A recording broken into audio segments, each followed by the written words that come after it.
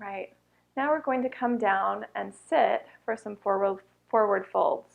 We'll start with Janushirshasana, and I suggest you find either a belt or a tie, or I've got a yoga strap for this pose. It will also be helpful for you to have a blanket or a beach towel, something pretty firm that you can fold up to sit on.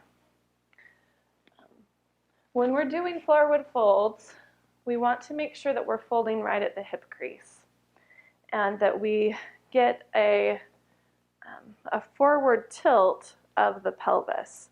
And many of us, because we spend so much time sitting, driving, reading, slouching in couches, sitting at desks, we tend to have our sacrum tucked under.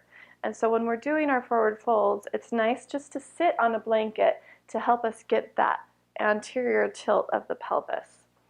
So what I've got here is a blanket that I've folded, so it's, you know, 1.5 inches thick or so. Now I'm going to sit with my sitting bones, or those bony protrusions. Actually, I guess I need to face this way. Right on the edge of my blanket. Okay, so I'm not sitting all the way back on it. Okay, I'm just sitting with my sitting bones right on the edge.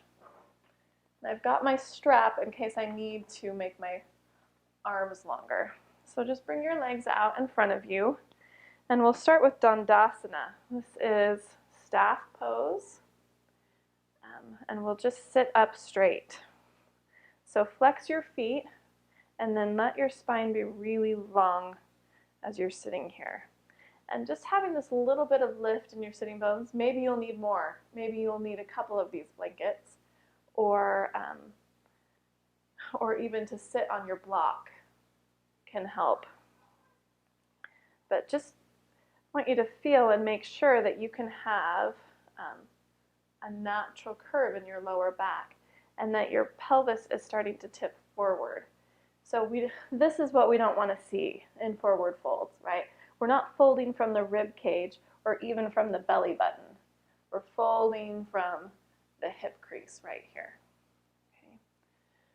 Okay. Just grab your left knee, hug that left knee in, and then bring it out to the side, and your left foot will just come towards your right inner thigh. Bring your hands to either side, and I like to just grab my flesh of my right leg. You want your thighs rotating in so that you've got space in your lower back. So get your spine really long, and then just gently twist over that right leg. And you can grab your strap and loop that around the ball of that right foot to help you be able to reach your foot. So as you fold, in every forward fold, just think that you lead with your heart. Right? When we plunge into something, lead with your heart. So have a really long spine, and I'm thinking in my mind that I'm maintaining this curve in my lower back. So lead with your heart to fold. And so we're folding from the hip crease, and if you come down this far, but keeping the integrity of your spine, that's so much better than just rounding down like this and folding from your rib cage or your belly button, even though you might get your head closer to your knee. Long, long spine. Lead with your heart to fold. You keep that lengthened leg active, so your knee and your toes point straight up to the ceiling. You're not letting anything go out to the side. And every inhale, your spine gets longer, and exhale, your navel draws towards your spine. You might be able to fold a little bit more. If it's available, you can grab your foot. So Janushirshasana means head to knee pose. But keep your right leg active even though as you're folded over it. So your toes are flexed, and feel like you're pushing out your right big toe ball mound and pulling the pinky toe side of your foot back toward that right hip. And you're working on rotating this right inner thigh down toward the floor. Okay. Inhale a little bit longer into your spine. Exhale, draw your belly button in and fold.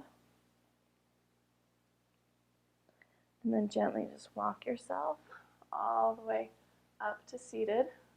Bring this left knee up and out. Grab your right knee and turn it out to the side and come to your inner thigh. And again, you've got these sitting bones just right on the edge of your blanket to help you get this tilt of your pelvis so you're folding at the hip crease.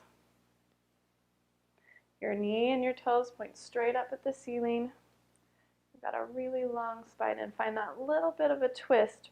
Your right rib cage is coming over towards your left. You can loop your belt, tie, strap around your foot and lead with your heart to fold. Any amount. And then find a place to hold on your strap if you're using the strap that doesn't, like, you're not gripping and bringing a whole bunch of tension into your shoulders. Relax your shoulders. Lead with your heart. So push that big toe ball mound away from you. That'll help feel like you're sealing your left inner thigh down, and then pull that pinky toe edge of your foot back toward the hip socket. So you're plugging that femur bone into the hip socket. Lengthen as you inhale and exhale. Fold. You might be able to grab your foot. And you will get a curve down here. We are forward folding, but I want you to feel like you're making your spine long and keeping it as straight and strong as you can. And your fold is coming at the hip crease, and you're leading with your heart. Always lengthening out through the crown of your head and staying active through that left leg. So we're strengthening as we're lengthening. Lift your gaze. Gently just walk yourself back up to seated. Bring that left knee up and out. Return to Dandasana, staff pose. And there's our forward fold, Janu Shirshasana, head